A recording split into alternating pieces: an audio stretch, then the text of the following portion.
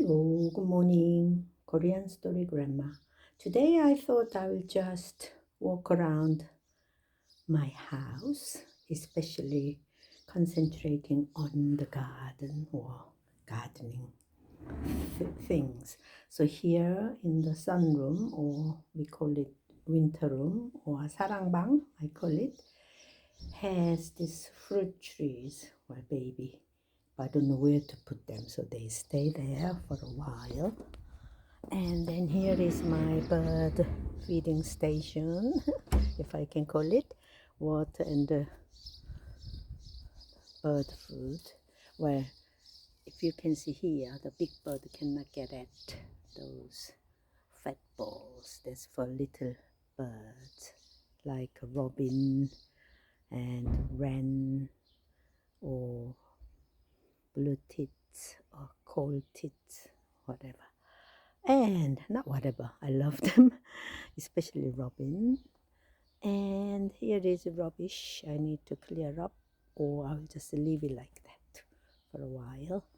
Gardening is very hard work, especially for me or for people who are born in Seoul and then spend their childhood relatively in a harsh condition after the war, and then famine and that sort of things. Well, country was very poor, wasn't it?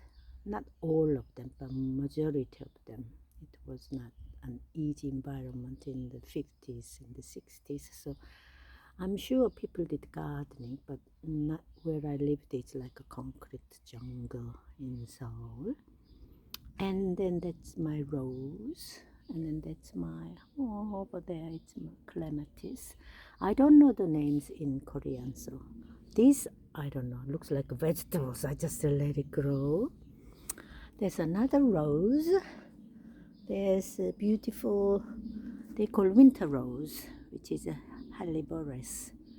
Nice, but very shy, You can't see their face, very shy. And there another rose. There's a hydrangea, suguk. I don't know many words in Korean. I could Google it really, but there's a little apple tree struggling. Well, they're all right really. And more rose, and the daffodils. There's a funny tree. I knew the name from my gardening club, but gardening group on Facebook, but I forgot. There's a lovely white berries in the winter, so I keep them. And you can see I'm not very tight gardener because I want to see what's growing. As long as they don't really cover others, I just leave them.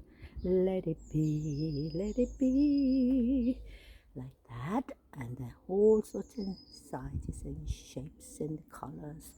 There is a little underground, those two sort of light green is what?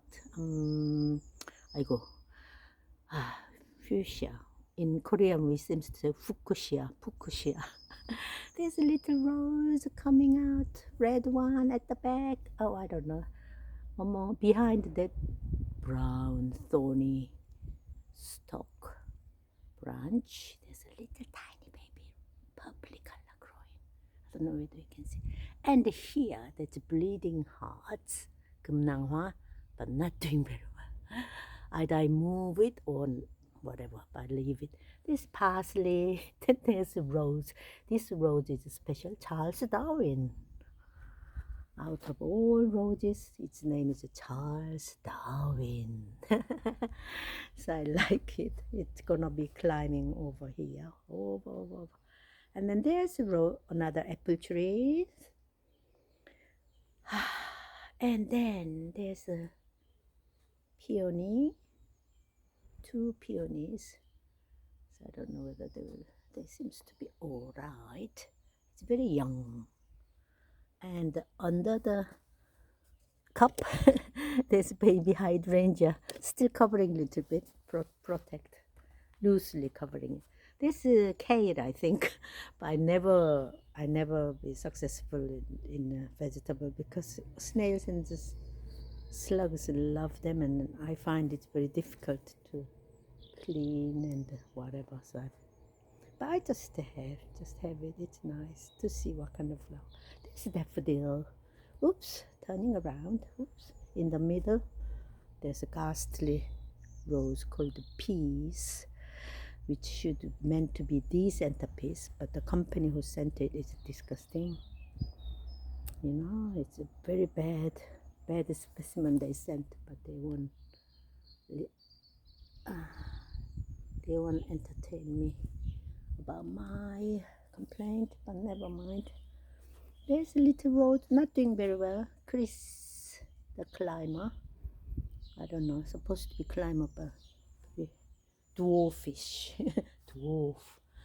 And there's another peony next to that. Rose and the daylily. This is fantastic once it gets going. So you can see all sorts of rubbish. Behind there somewhere there's a forsythia, rose, more rose, and the clematis should come out somewhere there. There's apple. There's another rose. Oh, this is, I eat this one. Three-cornered garlic, that's called. I don't know what's called in Korean. I eat them, it's lovely. That's another, oh, that's, I want them to grow well. You know, how many? This, oh, I don't know how to operate these things. So anyway, this, definitely. Oh, supposed to be very fragrant. And there's a ginger. It looks like a ginger because I plunked two rhizome, I forgot the pronunciation. R-H-I-Z-Z-O.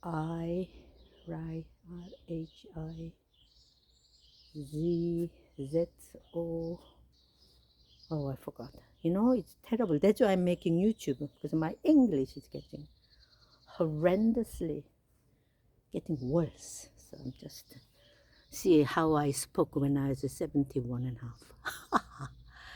Anyway, there's another little rose, and then this apple tree is very old. First one I planted it with my hand. Everything here is I planted. So when we bought this house, 1993, it was just nothing. Nothing on it. Nothing. Not a single green leaf. This is have great expectation for this Gertrude Jack, it's called. I hope it goes up and up and up and up and up and up and up. Up and up and up over there, like that. Anyway, and then there's another peony at the back, can you see? And there's a rose somewhere there, in the fuchsia, forsythia, another rose, this rose, this one. Wow, so fragrant, unbelievable. That is supposed to be tree lily, the green little thing next to the yellow sparkling things. That's supposed to be very tall, taller than the fence. And this I call lucky 7 because, you know, when tulips came out, it's never ever. Okay, this is number. I'm gonna cut it because it's 8 minutes 35. So to be continued. Bye.